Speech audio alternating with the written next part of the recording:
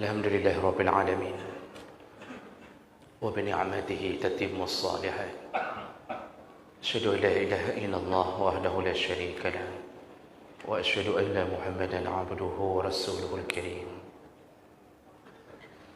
اللهم صل وسلم على نبينا المصطفى محمد وعلى آله وأصحابه أجمعين أما بعد رب اشرح لي صدري ويسر لي أمري واحلل عقدة من لساني يفقهوا قولي. Segala puji bagi Allah, kemudian salawat dan salam kepada Rasulullah, pada keluarga dan seluruh sahabat-sahabatnya. Bapak Ibu jamaah salat maghrib dan isya yang Allah muliakan, insyaAllah di pertemuan kita yang lalu kita sudah membahas salah satu fadilah beriman kepada malaikat, yaitu kita akan semakin mawas diri, berjaga-jaga agar tidak terjerumus ke dalam perbuatan dosa, karena malaikat senantiasa mencatat semua perbuatan. Jadi dengan beriman pada malaikat, yakin adanya malaikat, dan itu menjaga kita agar kita tidak jatuh ke dalam dosa. Kita sudah bahas bahwa semua perkataan yang mengundang pahala atau memunculkan dosa dicatat sekecil-kecilnya.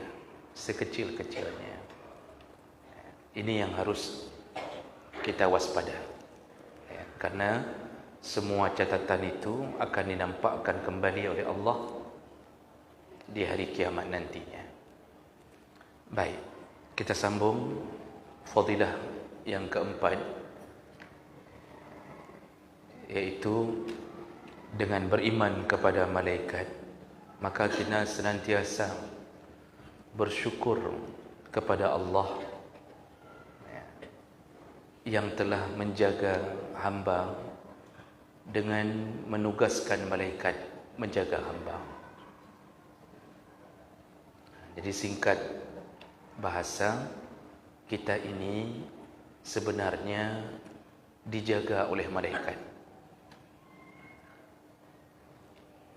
Yang dijaga bukan hanya pekerjaan kita, tapi fisik kita, tubuh kita itu dijaga oleh malaikat. Bayangkan dua malaikat siang, dua malaikat malam menjaga tubuh seorang hamba yang ditugaskan oleh Allah,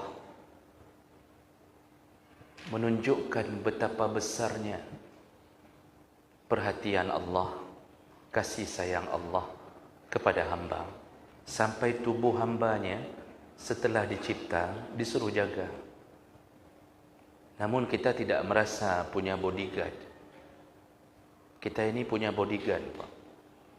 Bodyguard dunia, backing dunia, itu tidak bisa bersama kita 24 jam. Bodyguard yang diutus Allah 24 jam bersama kita. Dan perlu kita tahu, nanti kita sampaikan dalil-dalilnya, tidak ada suatu kejadian yang terjadi kebetulan di atas tubuh kita. Tidak ada.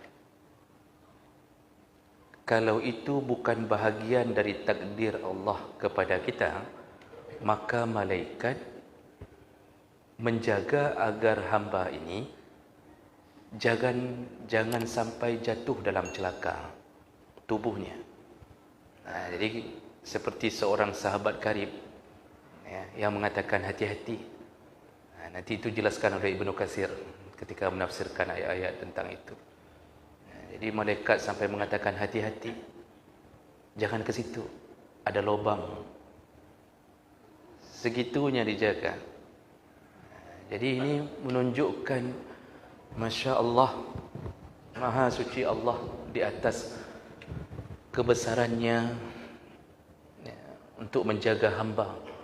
Kalau satu hamba dijaga oleh 4 malaikat, berapa butuh malaikat untuk menjaga hamba? Kan dahsyat, Mak. Dahsyat sekali itu. Seandainya kita bisa melihat fenomena ini, di setiap kita ada malaikat, setiap kita ada malaikat. Ini tidak muat. Masjid ini saja tidak cukup untuk menampung penjaga kita. Seandainya dibuat dimensi yang sama. Seorang presiden dijaga oleh pas pampres. Itu banyak sudah kejadian presiden yang berhasil ditembak oleh sniper, lolos dari penjagaan. Banyak, Pak. Bahkan presiden-presiden yang besar mendunia, presiden Amerika contohnya. Itu bayangkan kelemahan kita menjaga manusia. Tapi Masya Allah, kita ini dijaga. Nah, kecuali yang telah ditakdirkan Allah, maka malaikat berlepas diri di atas sesuatu yang Allah sudah takdirkan kepadanya, tetap jatuh kepadanya. Nah, mari kita lihat dalil-dalil tentang adanya penjagaan tubuh kita oleh malaikat. Yang pertama, malaikat itu mulai menjaga seorang hamba dari ketika proses penciptaan di alam rahim. Itu sudah mulai dijaga oleh malaikat. Bahasa Inggrisnya dikemian. Tahu dikemian, Pak? Terus-terusan dijaga, enggak dilepas-lepas. Hadis dari Anas bin Malik radhiyallahu anhu, riwayat Bukhari Muslim, Rasulullah berkata, "Wakalallahu birrahimi malakan." Allah mengutus seorang malaikat ke alam rahim. Allah mengutus seorang malaikat ke alam rahim. Rahim itu kan, dokter tentu lebih tahu, itu kan kecil, berkembang sesuai dengan perkembangan anak. Diutus malaikat ke alam rahim, fayaqulu, ini dalam proses penciptaan ini. Lalu malaikat itu melapor kepada Allah, ayya rabbi nutfah, ya Allah, ini sekarang sudah jadi nutfah, segumpal, setetes air, yaitu mani. Jadi sperma ini kan bertemu dengan ovum, ceweknya kan ovum itu. Jadi dilapor oleh malaikat, bukan Allah tidak tahu, artinya malaikat jaga. Malaikat jaga ini sekarang sudah nutfah, ya Allah. Lalu dilapor lagi, ay rabbi alaqah, ya Allah, sekarang sudah menjadi segumpal darah. Jadi sudah bertemu menjadi zigot, lalu kemudian mulai menggumpal. Ay rabbi mudghah, lalu disebut lagi oleh malaikat tadi, ya Allah, sekarang sudah jadi mudghah, sudah jadi segumpal daging.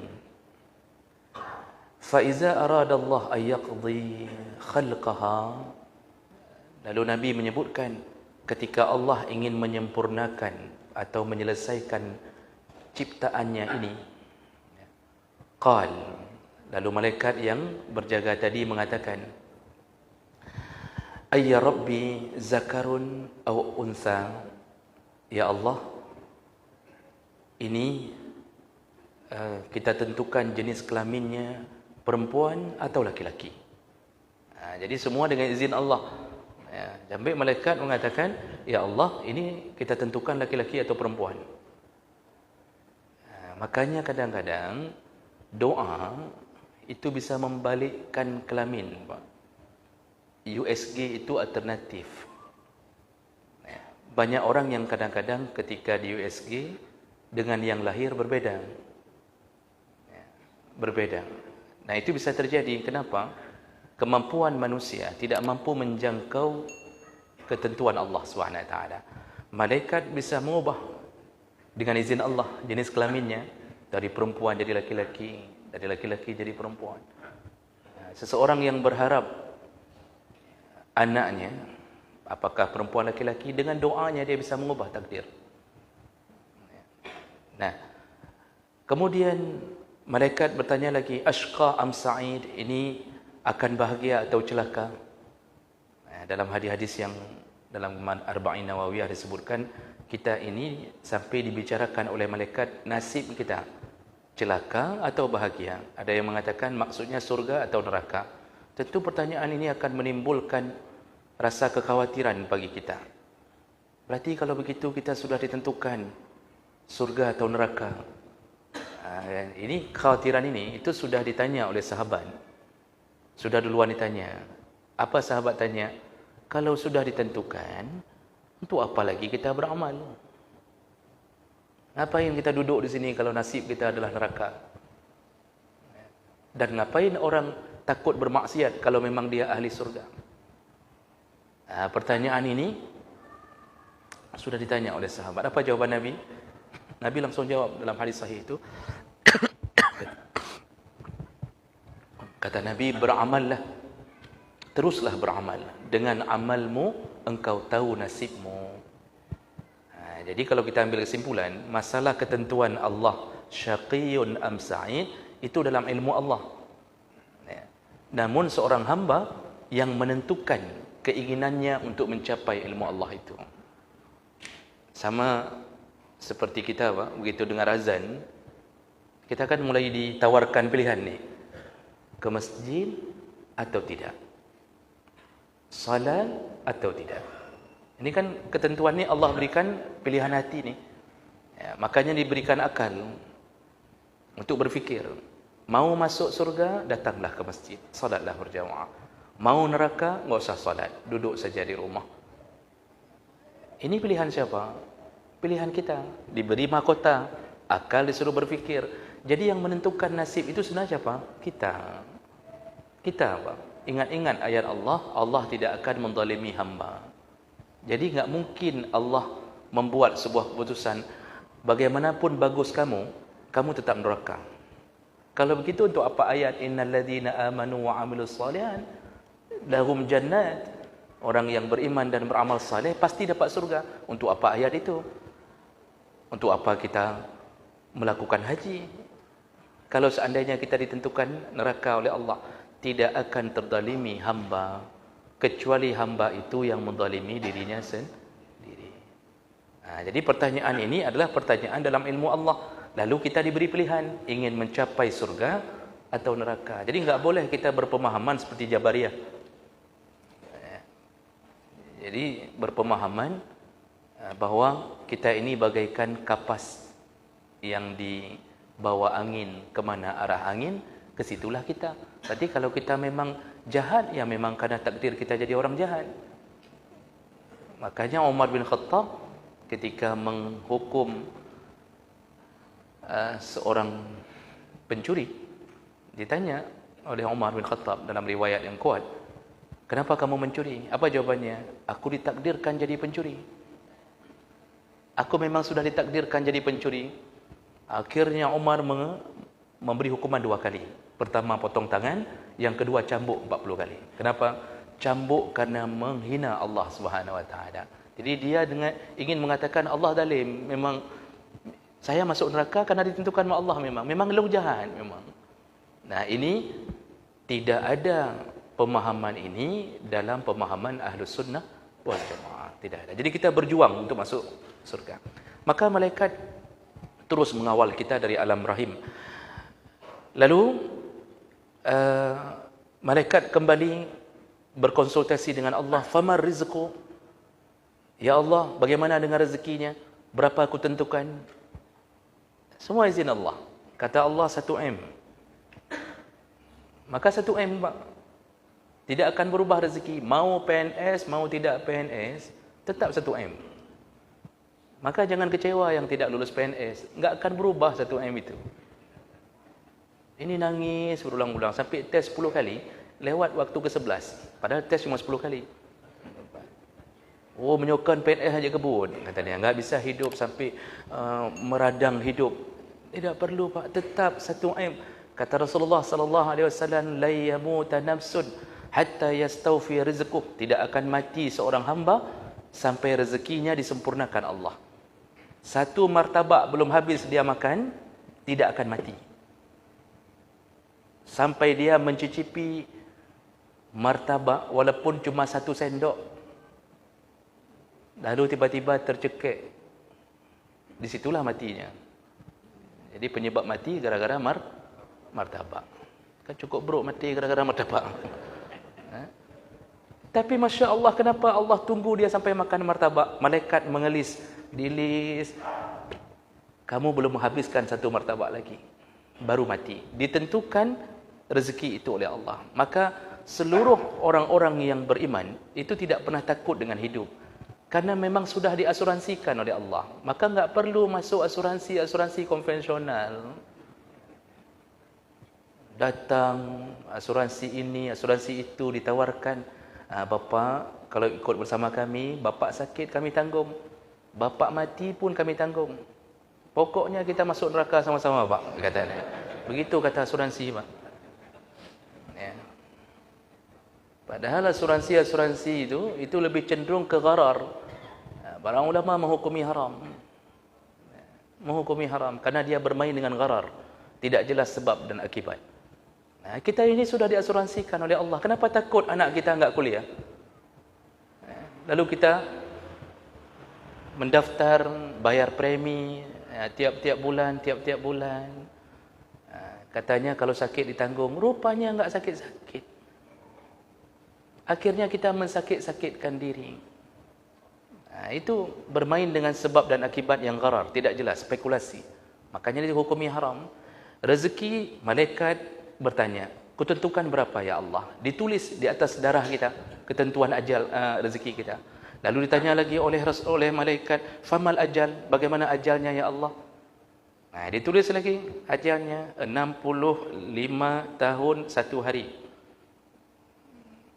Makanya tidak akan bergeser. Walaupun digeser oleh Allah, kita pun tidak tahu berapa ajal kita. Yang intinya apa yang ditentukan Allah itulah yang menjadi ajal kita. Ini semua di bawah pengawalan malaikat. Fayuktabu kadzalika fi batni ummih. Begitulah ditetapkan semua ketetapan ketika kita berada di perut ibunya. Jadi hamba berada di perut ibunya, semua telah ditetapkan oleh Allah SWT. Maka tugas kita apa? Kalau sudah ditetapkan semua, apa tugas kita? Wa ma khalaqtul jinna wal insa illa liya'budun.